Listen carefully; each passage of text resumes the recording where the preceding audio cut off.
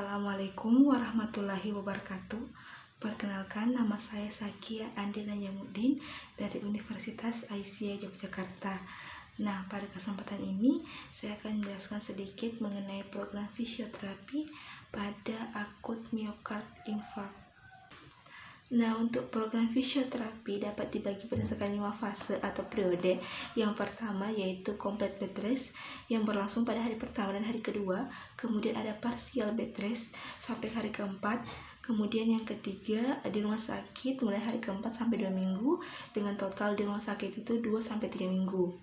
Nah, yang keempat itu keluar dari rumah sakit 3 sampai 12 bulan, dan yang kelima rehabilitasi rawat jalan 3 sampai 9 bulan. Nah, untuk fase 1, fisioterapi memiliki tujuan yang pertama yaitu mengembalikan atau meningkatkan fungsi paru, salah satunya vital capacity paru, kemudian mengurangi nyeri, mengurangi spasme, mencegah komplikasi bed rest, dan mengembalikan fungsi dari jantung.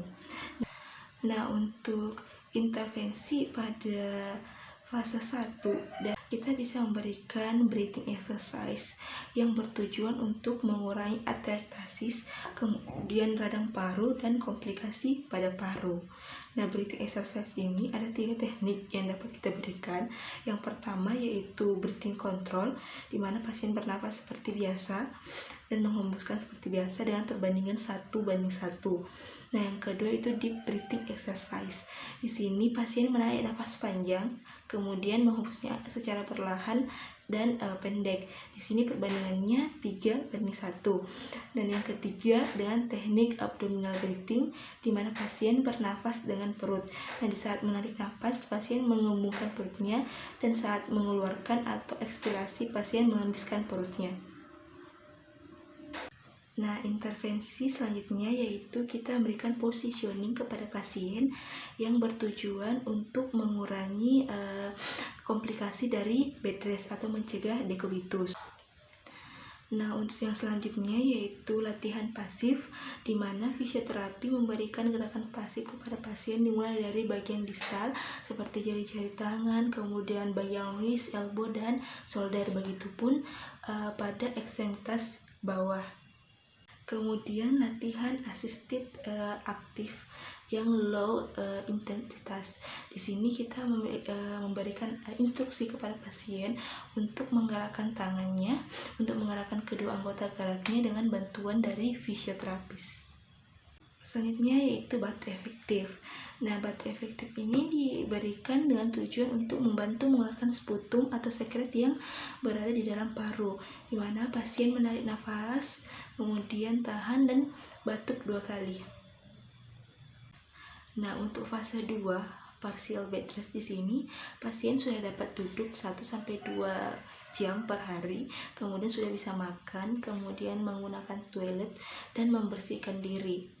Nah, untuk tujuan pada fase ini yang pertama yaitu mempertahankan kebersihan paru, yang kedua mengajarkan pasien untuk mengenali tanda dan gejala dari latihan yang berlebih, kemudian yang ketiga membangun kepercayaan diri pasien, dan yang keempat meningkatkan kekuatan kedua tungkai.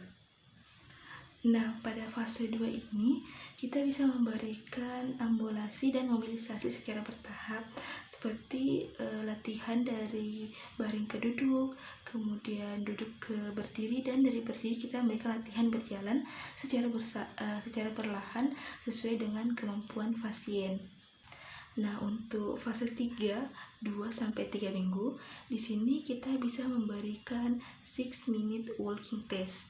Nah, di sini pasien diberikan jalan atau tempat berjalan sejauh 25-30 cm, kemudian pasien disuruh berjalan selama 3 menit.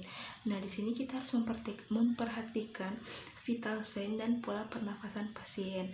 Kemudian kita juga bisa memberikan stride climb atau naik tangga, kemudian berlari kecil dengan dosis 2-3 kali per minggu. Nah, untuk fase 4, kita memberikan latihan strengthening berupa jalan cepat, bersepeda, berenang, dan lain-lainnya. Nah, untuk dosisnya itu frekuensinya 2-3 kali per minggu, kemudian intensitasnya itu 40-70%, kemudian waktunya 2-60 menit dengan tipe continuous interval. Kemudian latihan endurance. Nah, di sini untuk latihan endurance dilakukan dengan frekuensi 2-3 kali per minggu. Nah, untuk intensitasnya itu untuk anggota gerak atas yaitu 40, untuk anggota gerak atas yaitu 30-40% dengan 2-3 kali pengulangan. Untuk anggota gerak bawah yaitu 50-60% dengan 10-15 kali repetisi. Nah, sebelum dan sudah melakukan latihan, kita harus selalu memonitor dari denyut nadi pasien, kemudian pernafasan, vital sign pasien untuk mengetahui keamanan saat pasien melakukan latihan. Nah, untuk fase yang terakhir yaitu rehabilitasi rawat jalan, di sini lebih banyak ke edukasi, kemudian latihan dengan menggunakan treadmill selama 3 menit 2 kali seminggu, kemudian latihan naik turun tangga, kemudian jalan santai selama 2 menit, dan ergo cycle maksimal 30 menit. Itu tadi penjelasan dari saya, kurang dan lebihnya mohon dimaafkan. Wassalamualaikum warahmatullahi wabarakatuh.